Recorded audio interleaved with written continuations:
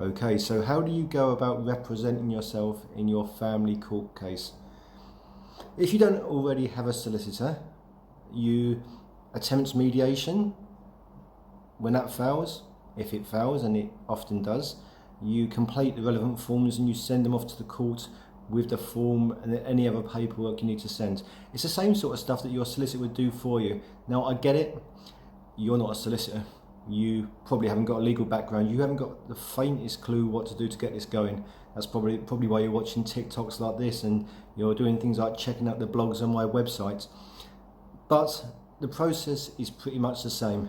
You are legally entitled to represent yourself. You are legally entitled to have reasonable assistance of someone like me by your side.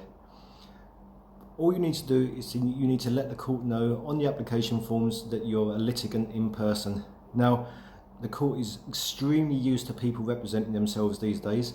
Legal aid is very, very rare. You can only get legal aid if you A, meet financial criteria, and B, you meet other criteria.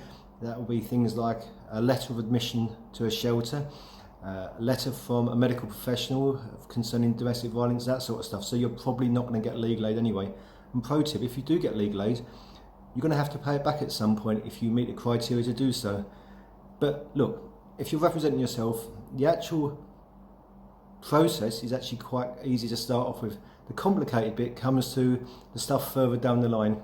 Let me give you some really, really basic tips to get started though.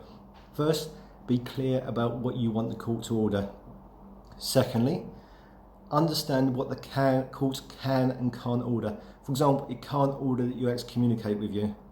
It can't order that your ex tell you where the children are. There's no point you trying to die on that hill on something that the court can't order. The court may, in situations like that, even agree what you want is reasonable or in your child's best interest, but it doesn't have the power to order that. The third one is come up with a plan. Come up with a plan that makes it as easy as possible for the court. If you're making an application, the onus is on you to prove why the court needs to make that order.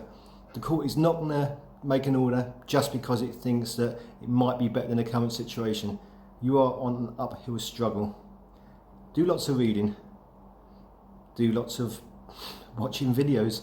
I do lots of videos. I do lots of TikToks. I do lots of blog posts on my website. You can check my profile, check blog, and you'll be able to see lots of blog posts, things like how to write a position statement, when you should take it back to court, how you prepare for a final hearing. I'll cover things like final hearings in a future TikTok. They can be more complicated and more involved. The principles are quite simple to start off with, and if you're new to it, you've got a steep learning curve. If you have got a solicitor, however, and you want to represent yourself, it's as simple as telling your solicitor that you wish to represent yourself. Now, you will need to pay any outstanding money you got to your solicitor, and they're legally entitled to keep the paperwork they've got for you if you haven't paid, but you are entitled to de-instruct them at any point. I know a lot of people say, I can't sack my solicitor halfway through my case, that would be awful. But if your solicitor is really that bad and really damaging your case, do you want them to continue representing you? You are entitled to represent yourself. If you've got any questions, post them below. Check my blog posts out, and I'll speak to you soon.